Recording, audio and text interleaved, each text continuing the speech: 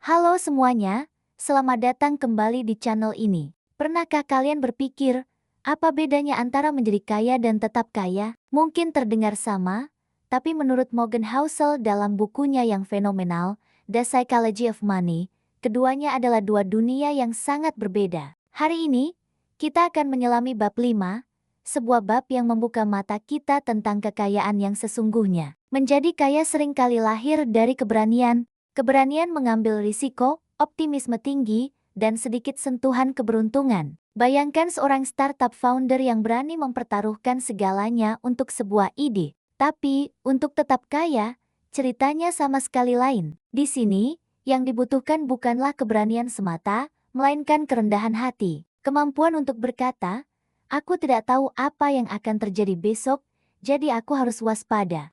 Housel menulis, banyak orang sangat pandai mencari uang, tapi sangat sedikit yang pandai mempertahankannya. Kenapa? Karena untuk menjadi kaya, kamu butuh optimisme, tapi untuk tetap kaya, kamu justru butuh sedikit rasa takut yang sehat, bukan rasa takut yang melumpuhkan, tapi rasa takut yang membuatmu selalu siaga. Kombinasi inilah yang langka, percaya diri tapi tetap hati-hati, berani tapi tidak sombong. Inilah resep rahasia untuk melindungi kekayaan dari kehancuran. Sekarang, coba kita jujur pada diri sendiri, ketika kita mendengar kata kaya, apa yang terlintas di benak kita? Mobil mewah, rumah megah, liburan keliling dunia yang dipamerkan di media sosial.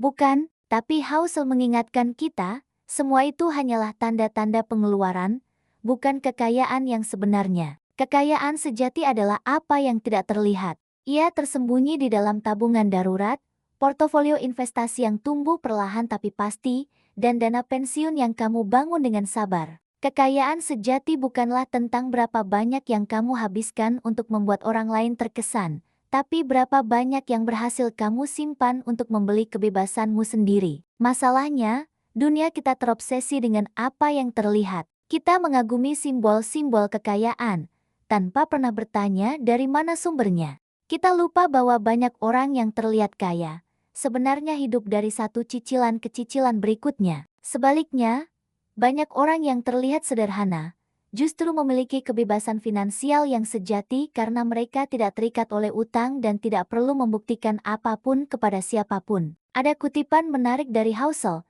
menjadi kaya mungkin membuatmu dikagumi, tapi tetap kaya adalah yang membuatmu bisa tidur nyenyak di malam hari. Bayangkan mendaki sebuah gunung, mencapai puncak itu sulit, tapi bertahan di puncak, di tengah angin kencang dan cuaca yang tidak menentu.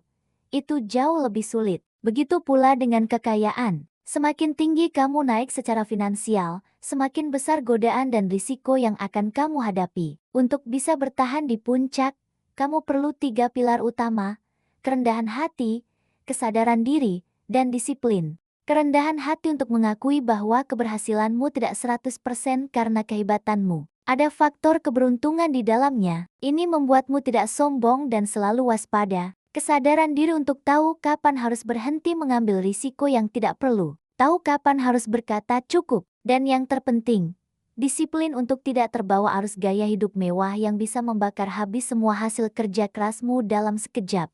Disinilah konsep margin of safety atau ruang aman menjadi sangat penting. Housel menggambarkannya seperti seorang pengemudi yang selalu menjaga jarak aman dengan mobil di depannya. Orang bijak dalam finansial juga melakukan hal yang sama. Mereka tidak menghabiskan seluruh pendapatan mereka. Mereka tidak menempatkan semua telur dalam satu keranjang. Mereka tidak mempertaruhkan segalanya hanya demi keuntungan yang sedikit lebih besar.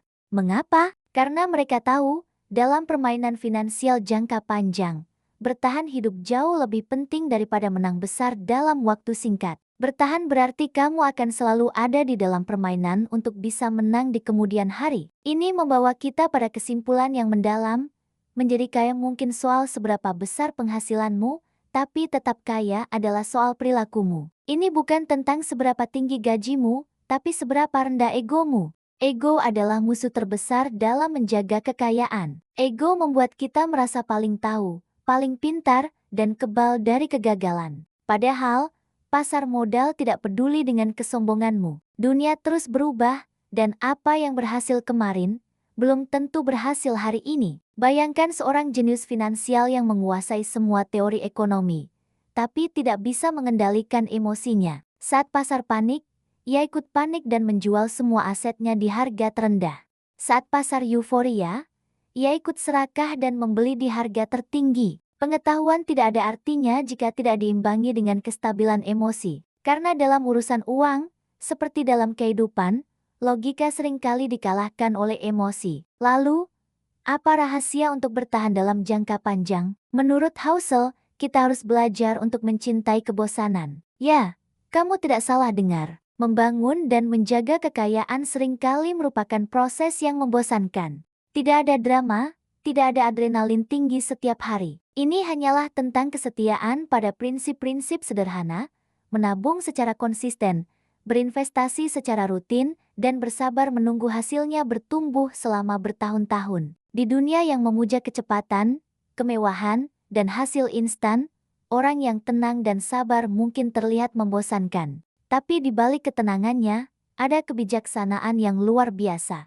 Kebijaksanaan yang menjaga hidupnya tetap stabil di tengah badai ekonomi apapun. Pada akhirnya, kita harus ingat bahwa kekayaan bukanlah tujuan akhir itu sendiri. Uang hanyalah alat. Alat untuk membeli waktu agar kita bisa melakukan apa yang kita cintai. Alat untuk membeli kebebasan dari kekhawatiran finansial. Alat yang memberi kita pilihan untuk menjalani hidup sesuai dengan nilai-nilai kita. Tapi jika dalam proses mengejar uang kita kehilangan ketenangan, kedamaian, dan kebahagiaan, maka uang itu telah kehilangan seluruh maknanya. Jadi, teman-teman, mari kita ubah fokus kita. Jangan hanya belajar cara mendapatkan uang, tapi yang lebih penting, belajarlah cara menjaganya. Karena menjadi kaya bisa jadi sebuah momen keberuntungan, tapi tetap kaya adalah sebuah seni dan kebijaksanaan seumur hidup.